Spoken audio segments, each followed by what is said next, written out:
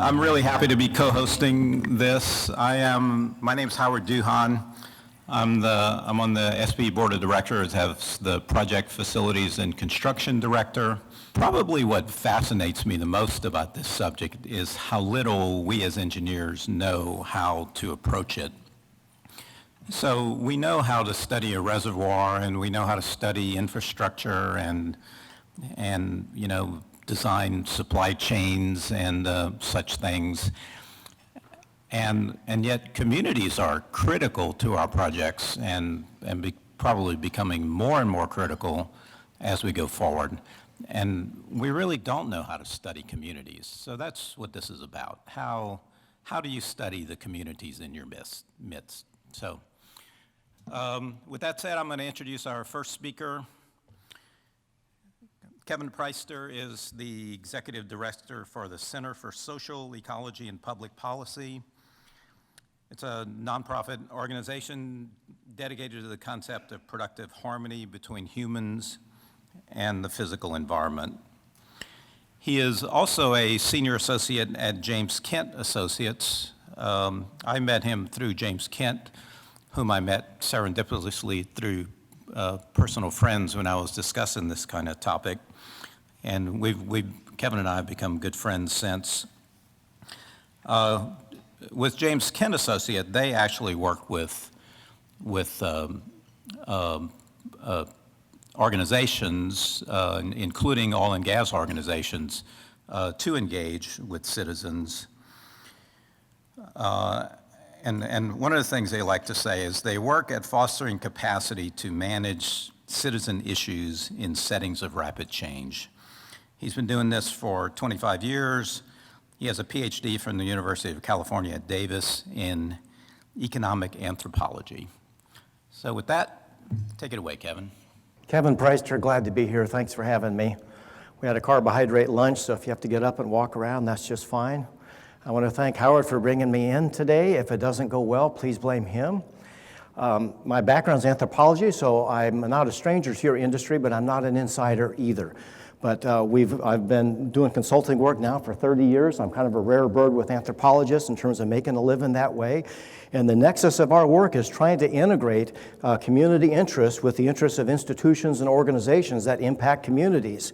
So I have a section here on my reading of the oil and gas industry related to community engagement. I could be very wrong here. Maybe I will pique your interest for discussion. I hope I don't overstate, but it's possible I might. I have done that in the past. But here's what I see in your industry with my experience over the last 20 years or so. Pronounced trend toward greater disruption, effective and rapid citizen resistance, with no corporate plans to directly address preventing disruption. I don't see corporate attention devoted that way. I was in Nashville a couple months ago and I heard a Keystone presentation. For the first time, upper level management has invested in community engagement. I think that's going to be more standard as we go forward, and I certainly hope so. Every community has an informal system of communication and support by which survival, caretaking, and cultural values are sustained. These informal systems, that's what I want you to understand. It's not just the Chamber of Commerce, it's not the mayor and the city council, it's not county governments. Everyday people trying to live their lives. There's a system to that life. This system is a resource for project management that can be described and accessed, and there's a value to you in doing it. We've understood over years that issues have stages of development. There's an emerging stage, an existing stage, and a disruptive stage. If we can get in early and identify emerging issues, they're the cheapest to deal with and the easiest to solve. And that builds that mutual support and a history of trust that you can build on to deal with the more complicated ones. And we notice a lot that in American public discourse, and I'm sure it's true abroad in some areas, is that what we would call community themes begins to dominate the discourse. A theme is something like a general statement that gets supported in public among your peers. You can go in the hardware store and say, oh, that company, they're just greedy. They just want maximum dollars. They don't care about the land. And you have people nod, yeah, they are that way. That's a theme. That's not actionable. It's just not an actionable thing. An issue we define as a statement somebody makes that you can act on. So if somebody says, I'm against growth, we say, well, that's a theme. What are you going to do about growth? But if somebody says, I'm against growth because the parks are overcrowded, my kids don't have a place to play, that's something you can do about. So if you have people that have issues, they are your partners in change. They are your allies that you can work with to create the change that you want. So when we're in the field and we hear a theme, we say, well, what do you mean by that? If there's an issue under it, great, you got a partner. If you don't get something under it, then you got something else going on. There's a political agenda or some other kind of thing. In your case, I think that the fracking is a theme because it's not really actionable. You can see with that hydraulic fracturing as a scientific term was captured by environmental groups, put out as fracking, which doesn't sound very appealing, and now it's a theme because people that put it out don't seem to be very informed about the realities of what fracking's about. And so that theme has captured the discourse, and it makes it difficult to get under that rhetoric and find out where are the opportunities for action in this setting. And so there's some limitations there. I've seldom seen opposition leaders change their position. I don't know about your experience about that, but that's mine. Organized opposition groups adopt unresolved citizen issues. So this is how we divide the world into horizontal and vertical. And the vertical society, I think, is what you guys are drawn to. You are sort of addicted to that right side of the chart where you have organizations moving the action. And you have a hierarchy, and you got elected or appointed leaders, you got organizational goals, and you operate through meetings and so on. If you look at the informal, it's very horizontal. It's a flattened organization of people that support each other in predictable, ongoing ways. And so they got respected leaders, flexible goals, internal recognition of members, and people operate through gathering places and natural routines. So if I know a community well, I know where to run into people that I want to run into because I know their routines. I know where people are going to be at certain times of the day, and I can run into them. The sociological function of the horizontal system is caretaking, survival, cultural values in that community. That's why that system of organization exists. If you look at the formal side, the function sociologically is political, economic, or ideological agendas. So that says this: if you read the public interest only through organized groups, you are going to seriously misread the public interest.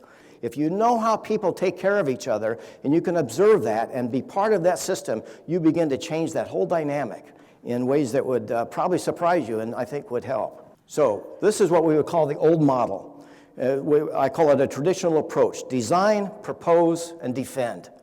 Back in the days we worked for the Bureau of Land Management a lot, we call that government by ambush. So in this model, the project becomes an intrusion. It's a wedge into the community culture, and it begins to divide families, divide businesses, create impacts that can't be managed, and leads to that escalation of controversy.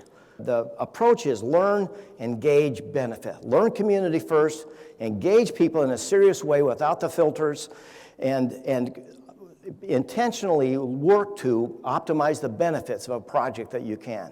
So in this way, the project gets absorbed into the community. It becomes an extension of the community. You have two approaches here. It's a comparison of choices. The power model says you guys are dogged a lot by these outside forces, or you could even say organized groups that have a political or economic or ideological agenda. They get to take a straight shot at you. If you look at that upper diagram, they have a straight shot at you, and that process then begins to impact the community. I've worked in so many settings where people say, you know, I don't even go to public meetings anymore because I'm tired of getting chewed up. And as the controversy begins and develops more and more, the very people you want in the room are the ones that are not going to come anymore. The stage is given over to the extreme voices, and you got to kind of mediate those differences there. It gets you in a very untenable situation. We think that the powerful model is a community-based model where the community here begins to be your buffer. Again, I'd be interested to know your experience on this, because if that outside force wants to get to you and they have to come through community first, it's a very different game. The dynamics are very different. So you can't call the congressional people, for example, maybe, but community people can. And when they are fighting for a project because they see a benefit out of it, you're in a winning situation. The lessons I learned are these. There's no shortcut for direct contact with people. You've got to get out there. These formal meetings or these kind of select focus groups or whatever those things are, you've got to have direct contact. There's no shortcut. Citizen engagement must be on a parity with technical disciplines in tactical and strategic project decision making. So when you're doing the front-end engineering design, you've got to also do that community engagement. I don't think that's an easy thing to do for a lot of different reasons, but we gotta parallel those tracks. That formal track of your typical project management has to have a track under there for informal network contact. The most effective form of citizen contact is through informal networks. As good anthropologists, we try to match the culture.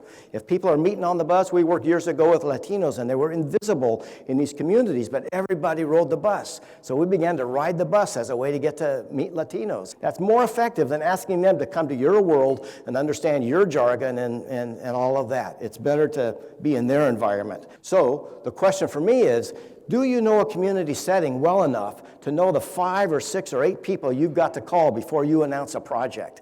If you don't have that basic knowledge of who's who out there and how people are going to react, you're in a vulnerable situation, just kind of throwing the grenade over the wall. Early involvement prevents surprise. Don't surprise people. If meetings are your first point of public contact, you are at high social risk. Don't let it happen that way. Make sure you stage those public meetings in a sequence where you know what's going to happen and you can predict it and you can manage the outcome. Meetings are ineffective in sustaining action. Instead, mimic the natural routines in the community. Use the gathering places, respected individuals, local routines. If you are only working with groups or organizations, you are reaching less than 2% of the population. If you believe that that represents the public interest, you will be surprised. Relations with caretakers and communicators keep you grounded in the culture. These are our buzzwords for the kind of people you meet. And when you're asking people in the community, who else should I talk to? And you got names that come up, those are communicators and caretakers. And you can trust that they're going to give you good information. And if you can convince them about the merits of your project or resolve some issue that's dogging your project, you can know that that's going to ripple through the community, and the next public meeting you have is going to be a lot less rancorous than before. Responding to emerging issues offers the best opportunity for developing successful issue management systems. They're the cheapest and easiest to resolve. Active incorporation of local knowledge goes a long way in establishing mutual relationships and trust. And I want to emphasize the last time that unresolved issues get captured by organized groups. And so the ticket, and you can refer to this chart again, the action, I think, with you guys is to work in that community rather than that outside force. It seems like the attention of the industry is, how do we deal with this opposition group? I say, don't put your attention there. Put it in the community with the caretakers and communicators, and you will see over time a muting of the ability of those extreme voices to influence the outcome. And that's the value, like Forest Service and BLM. I was saying this last night. After the gridlock was over and new legislation was in place that kind of established the new rules of doing land management decisions, it still took 10 years or so on average to get projects on the ground. And now that cycle, after all this kind of learning that we've done over these years, that cycle now is down to a couple years. So I think you're in a situation with high disruption where those projects are not going to go as streamlined as you might like. But over time, as you get better at building capacity, you'll see the timeline begin to shorten. That's it for me. Thank you.